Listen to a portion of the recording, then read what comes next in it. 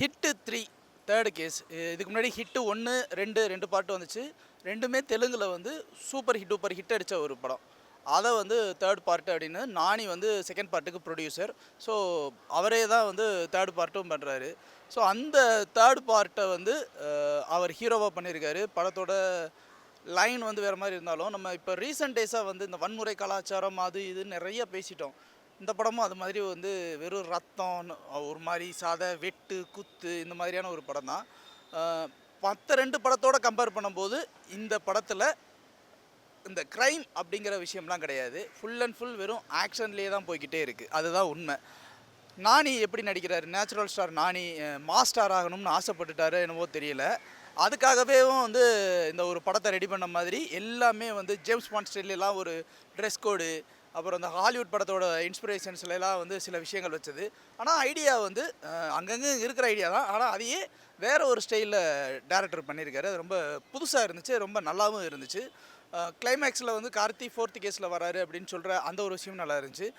Hit படம் எப்போவுமே வந்து ஒரு தனியான ஒரு விஷயத்தை எடுத்திருக்கும். ஆனால் இந்த படத்தில் வந்து என்னென்னா ஹிட்டு பார்ட் 2 அண்ட் பார்ட் 1ல் நடித்த ஹீரோஸுமே வந்து ஒரு சின்ன கேமியோ ஒன்று பண்ணுறாங்க.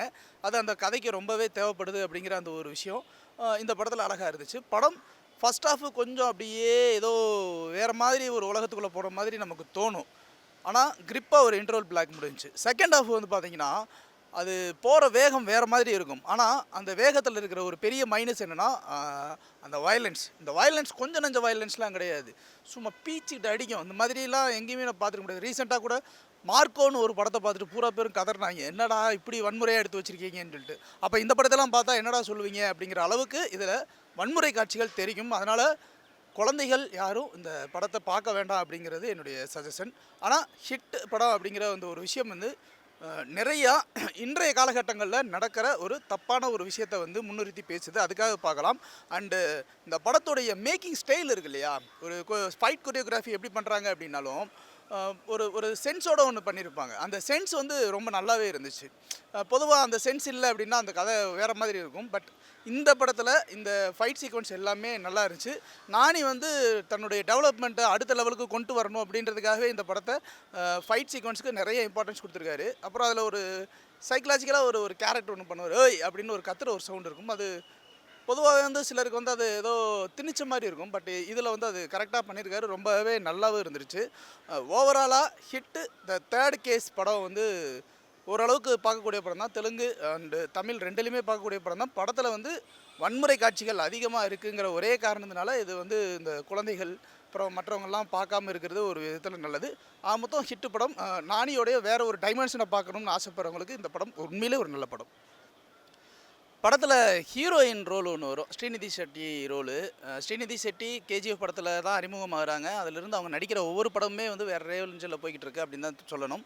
ஸோ இந்த படத்துலேயும் ஒரு ரோல் பண்ணியிருக்காங்க. அந்த ரோல் ஆக்சுவலாக வந்து நமக்கு தெரியும், இந்த ரோல் இதுக்கு தான் வருது அப்படிங்கிறது தெரியும். பட் இதுக்கு நம்ம வச்சிருப்போம்ல ஒரு ரீசனு, அந்த ரீசனை பிரேக் பண்ணி வேறு ஒரு ரீசன் பண்ணியிருப்பாங்க. அந்த கிளைமேக்ஸில் வந்து ஒரு சின்னதாக ஒரு டென்ஷன், அந்த இடத்துல ஒரு லவ் ஒரு விஷயத்த சொல்கிற விஷயம் உண்மையிலே நல்லா இருந்துச்சு. ஸ்ரீநிதி ஷெட்டியோட நடிப்பும் சரி. அதே மாதிரி சமுத்திரகனியோடைய நடிப்பு சின்னதாக ஒரு ரோல் தான். பட் அந்த ரோல் வந்து நல்லாவே பண்ணியிருப்பார். அவருக்கு உண்டான அந்த back side of the story எதுவுமே காட்டாமல் ஸ்ட்ரைட்டாக இந்த ஒரு விஷயத்துக்குள்ளே வந்தது வந்து ரொம்ப ஆறுதலான ஒரு விஷயம். இந்த படத்துடைய டெக்னிக்கல் டீமை பற்றி நம்ம பேசியே ஆகணும். படத்துடைய டைரக்டர் சைலேஷ் கோலானு அப்படிங்கிற ஒரு டைரக்டர்.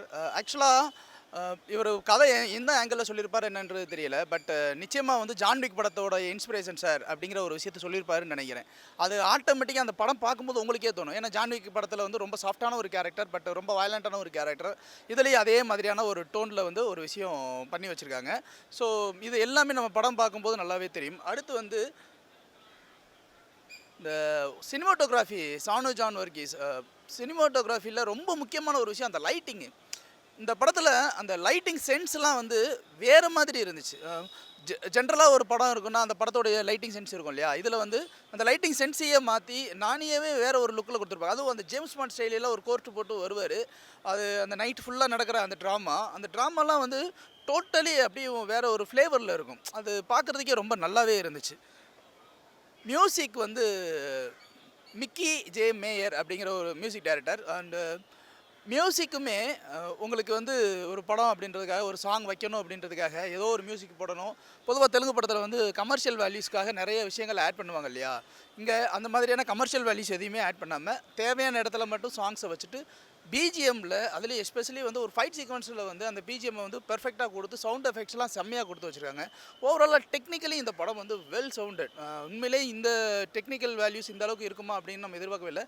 பட் ஹிட் தேர்ட் கேஸில் ஒரே ஒரு ஏமாற்றம் என்ன அப்படின்னா, மற்ற 2 படங்கள்லாம் க்ரைம் அதிகமாக இருக்கும்.